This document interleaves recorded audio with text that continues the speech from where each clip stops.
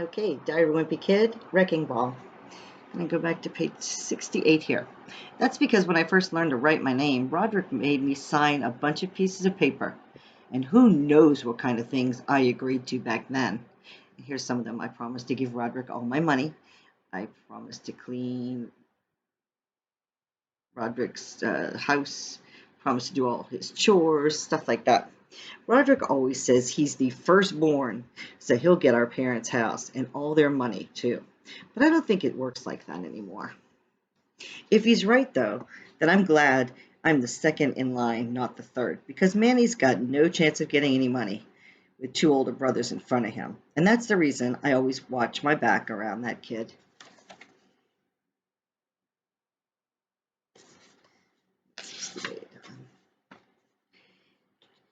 Saturday, and now we're in May.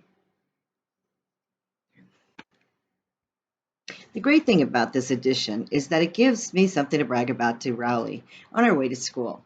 I told him how our new kitchen is going to have granite countertops and a tile floor and brand new appliances, but instead of getting jealous, he acted happy for me.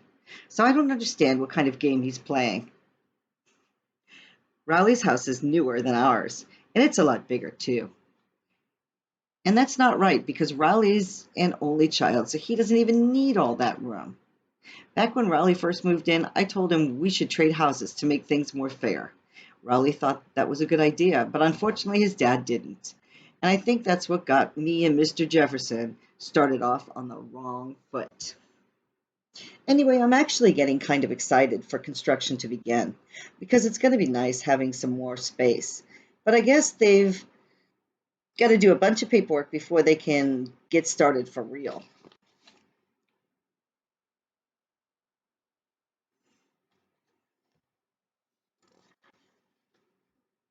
Dad wants to fix a few things around the house before construction begins anyway. And he wants, excuse me. Okay, I lost the page. Here we go. He wants me and Roderick to help him. Dad says once me and Roderick get on our own place, we'll get our own places, we're going to have to know how to do repairs ourselves. I keep telling Dad that by the time we're his age, we won't have to fix things ourselves, but he never seems to want to hear it.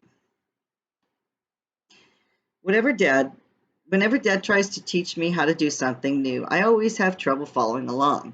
A couple of weeks ago, he showed me and Roderick how to change a tire, but I guess I lost interest when he started talking about lug nuts and air pressure. Dad was frustrated I wasn't paying attention, and he asked me what I'm going to do if I ever get stuck by the side of the road with a flat tire. I told him I'm planning on buying a whistle, and I'll just blow it if I ever need help.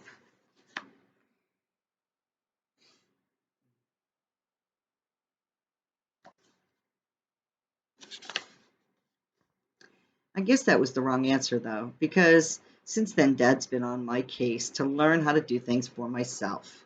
Today, Dad said he was going to teach me how to snake a drain, which didn't sound like fun to me. And when I found out it was a plumbing thing, I got scared. I've had a fear of plumbing ever since I was a little kid. It's all because I overheard Mom talking to Dad outside my bedroom just after we moved in. The grout in the bathroom is really nasty, is what Mom said to Dad. What I didn't know then was that grout is the gritty stuff between the bathroom tiles. But when Mom said that word, it put a picture in my head. Since I'd never seen the grout, I figured it must hide in the pipes somewhere. And whenever I walked into the bathroom, it made me nervous around faucets and drains. Okay. I was scared that one day the grout was going to grab one of my ankles when I was in the shower and pull me down the drain. And I didn't feel safe in Mom and Dad's bathroom either because I figured the grout could just slither through the pipes and get me in there if it wanted to. I thought maybe I could at least stop the grout from getting out of the faucets by blocking them. So one day I went around the house putting balloons over all the nozzles, which turned out to be a pretty dumb move now that I think about it.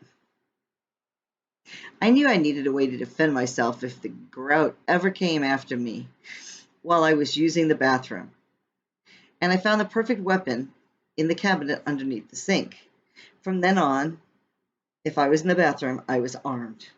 But later I started to worry that the grout might slip out of the bathroom and get me in my bedroom. The grout. They're acting like the grout is like a person.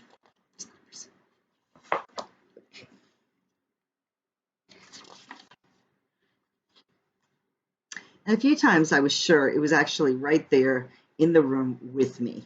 But when I wake up in the morning, the grout was gone. Finally, I told Mom I was scared to sleep alone because I was afraid of the grout. Mom thought the whole thing was hilarious and showed me what grout really looks like. Then she told me that a monster is only real if you believe in it. And if I stopped thinking the grout was real, it would disappear. I realized that was exactly what the grout would want me to think, and I wondered if the grout was actually pretending to be Mom. So from that point on, I kept my bedroom door locked just in case.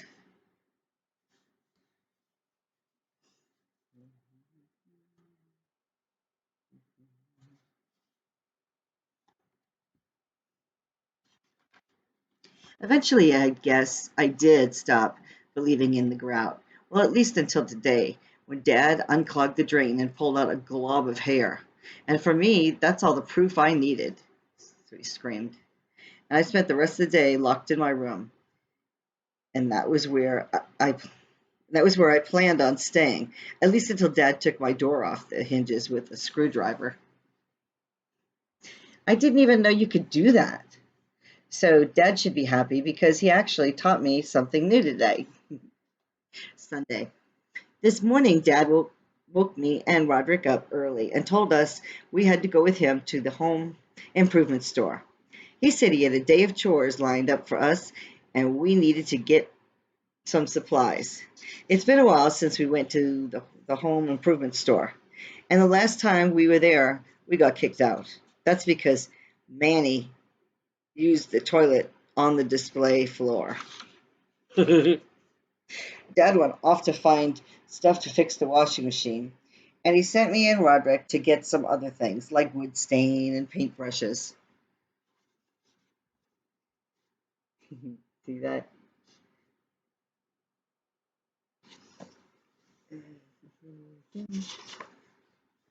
I'll tell you this, if there's ever a zombie invasion or something like that, I'm heading straight for the home improvement store because there's stuff in there that can do some serious damage. When we get back home, Dad told me and Roderick we were going to stain the desk. He said we'd have to paint around the hot tub since it was too heavy to move. Honestly, I wish we never got the hot tub because that thing has been nothing but trouble. This winter, the hot tub almost killed me. Not once, but twice. One night we had a big storm, and the strap holding down the hot bath cover came undone. One night we had a big storm, and the strap holding down the hot tub cover came undone. So Dad told me I had to get out there and fix it. After I got on all my winter gear, I went outside to deal with this thing. The cover was flapping around like crazy, and it wasn't easy trying to wrestle it back down. And just when I thought I had it, a big gust of wind came in and blew the cover off the deck again.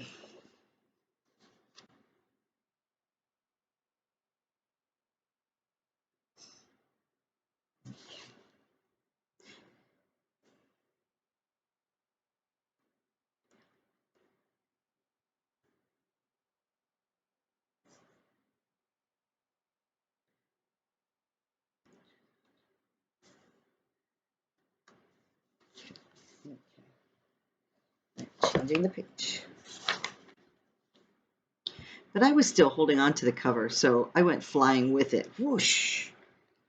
If there hadn't been 3 feet of snow on the ground, that would have been it for me. After I checked to make sure I didn't have any broken bones, I dragged the cover through the snow and up the stairs. And by the time I got to the top, I was completely exhausted. But that's not the end of the story. The hose Dad used to fill um, the hose Dad used to fill the hot tub was running down the stairs, and it was frozen solid. So when I stepped on the hose, I slid all the way back down to the bottom and almost broke my neck on the landing. Roderick had problems with the hot tub too. He used it all winter, but had a bad habit of falling asleep in it. So Mom would always have to make sure he wasn't still outside when she went to bed for the night.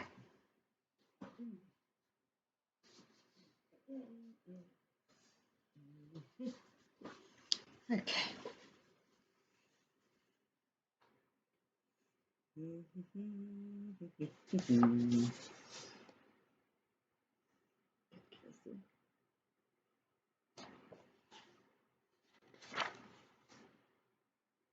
But one time Mom forgot to check on Roderick before she went to sleep and didn't realize he was out there until the morning. It took something like 2 weeks for Roderick's skin to smooth out so he could stop looking like a prune. And during that time, his high school had their yearbook photos. Roderick Heffley, they're showing a picture. A few months back, Dad drained the hot tub, and there hasn't been any water in it since. I'm just hoping to get rid of that thing before it causes any serious damage. While we were staining the deck near the hot tub today, I heard a buzzing noise and thought maybe someone accidentally left the heater running.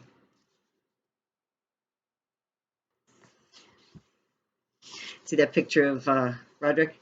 Pretty funny. So I lifted the cover to check, and as soon as I did, I knew I was in trouble. I'm going to stop there, and we'll read some more in a bit. Have a great day. Happy reading.